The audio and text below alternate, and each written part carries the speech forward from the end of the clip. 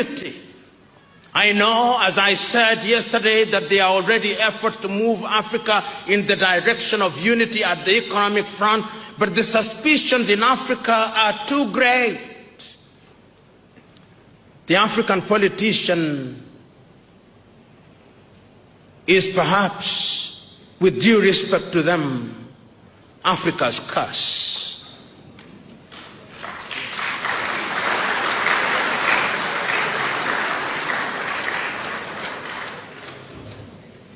The day the African politician realizes that the occupation of political office and political space is one of servant leadership, that is the day Africa will begin to move in the right direction.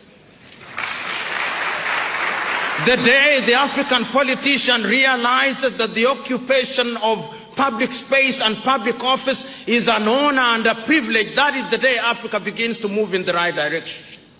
The day the African politician recognizes that the occupation of office is not one for the privatization of public wealth, that is the day Africa will begin to move in the right direction.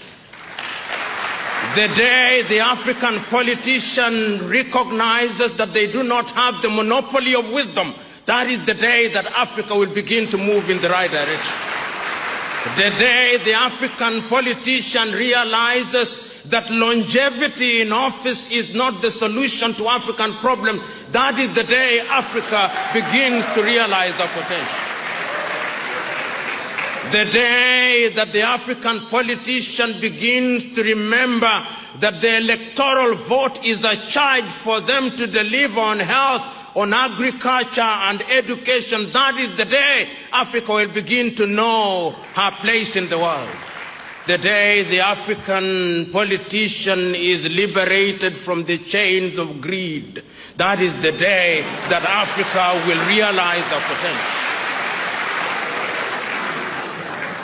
And I say all that because it is not lost on me that one of the reasons why Africa cannot unite is because we have become so used as politicians in Africa to our little countries where we are treated like demigods. And because we too, we who are the led, we have treated our leaders as demigods for too long, and they now are conditioned to believe that they are gods. You know, respecting leaders is a good thing, because that is what is right. Once you have given people the privilege to serve you, you give them respect. But respect must be earned. Many times in my own country, in Kenya, I see the individuals, some of the individuals that we elect into public office, some are fine, but some are not. In fact, most are not. And in my rural village, they elect some semi-illiterate individual who everybody knows is semi-illiterate, and everybody knows he is not wise. But the day after his election, when he attends a forum such as this, those who invite him to speak will say, let so-and-so whom we elected yesterday share his wisdom with us.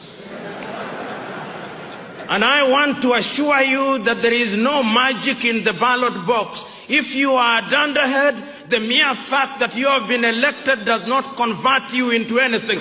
You just remain an elected dunderhead.